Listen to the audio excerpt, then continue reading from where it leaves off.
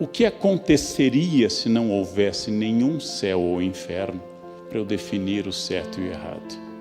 O que aconteceria se eu pudesse fazer algo que ninguém testemunharia e não teria nenhum efeito na minha eternidade? Por que é que matar é errado, independente do 5º mandamento? Por que é que desrespeitar pai e mãe é um equívoco, independente de haver um céu ou um inferno? Esta é a questão da ética. Qual é o sistema racional para eu poder desenvolver? E eu vou me prender não ao primeiro, mas ao mais importante dos criadores dessa ideia, que é o grande Aristóteles, que decidiu escrever um livro com o título do nome do filho dele. E é muito interessante que ele o tenha feito. É um legado dele para o filho. E o livro se chamou Ética Nicômaco. Com isso, Aristóteles queria dizer que ele quer mostrar de forma clara ao filho o que é o bom comportamento. Esse livro extraordinário, fácil de ser lido, existe na internet, dezenas de traduções. Aristóteles nos traduz desde o início, eu tiro isso do primeiro capítulo, em primeiro lugar, que a virtude ética é adquirida, não vem conosco. Ao contrário do que Platão dizia, que a gente nascia com ideias já. Ela é adquirida pelo hábito. Então, primeiro mandamento ético de Aristóteles: crianças são amorais.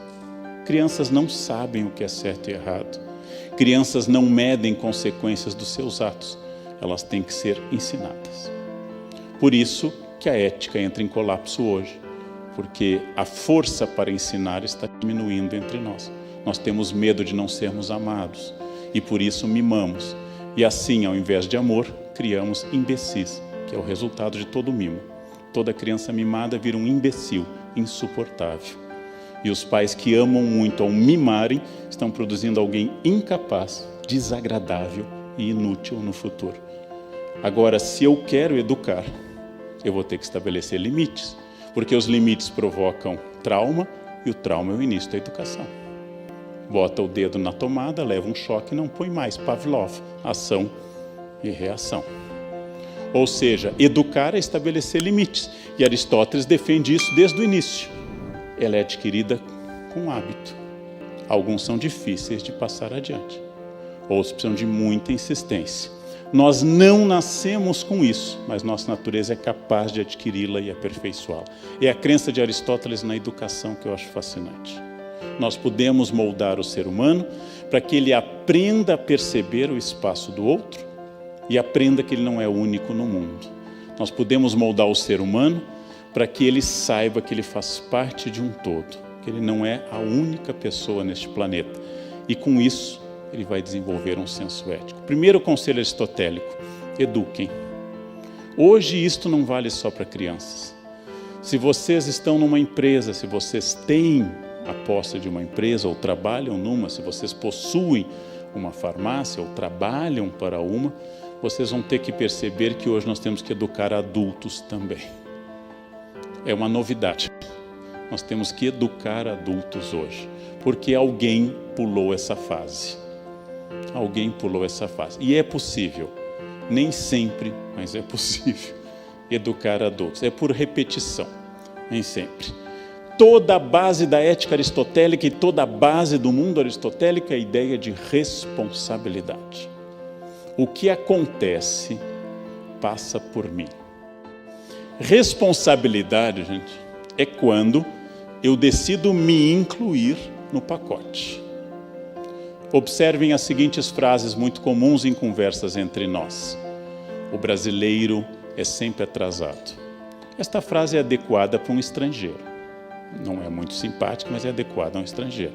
Um brasileiro dizer isso está implicando dizer que ele não é brasileiro ou ele é pontual. Os brasileiros não sabem votar. O brasileiro é muito assim instável nos sentimentos. Todas essas frases que povoam nossas conversas omitem meu eu.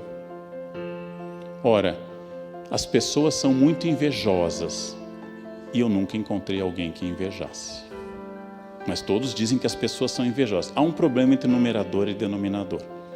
Todos são invejados e nunca encontrei um invejoso, que é o pecado mais envergonhado de todos. Ninguém diz eu invejo, ninguém diz isso. Responsabilidade é quando eu coloco o meu na reta. Quando eu passo a pensar, o trânsito de São Paulo é ruim, é violento e não é cidadão.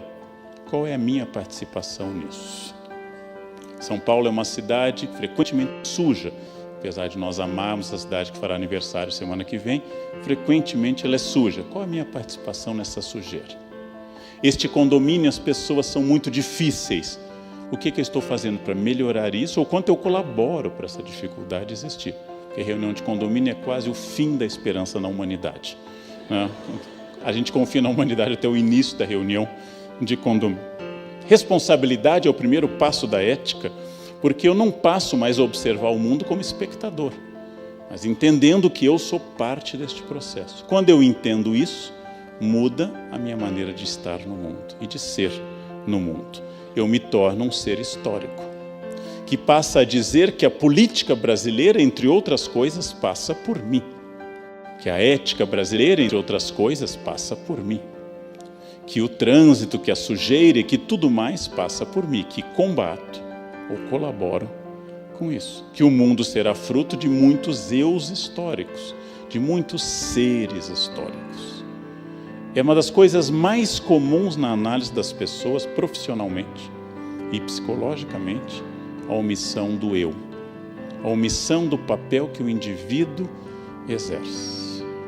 Qual é o problema que eu enfrento na minha empresa? Qual é o problema que eu enfrento na minha farmácia? Qual é o problema que eu enfrento no meu escritório? Passa por mim.